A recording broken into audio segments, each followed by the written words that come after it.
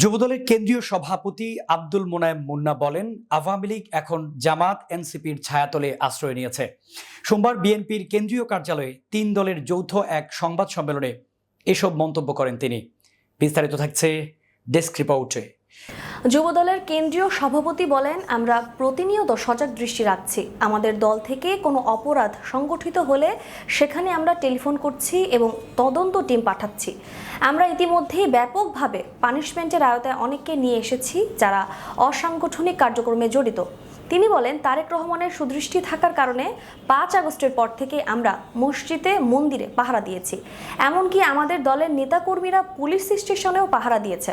দলের মধ্যে কিছু ঘটনা ঘটেছে, তা আমরা অস্বীকার করছি না, তবে আমরা বহিষ্কার সহ শাস্তির আওতায় তাদের আনছি।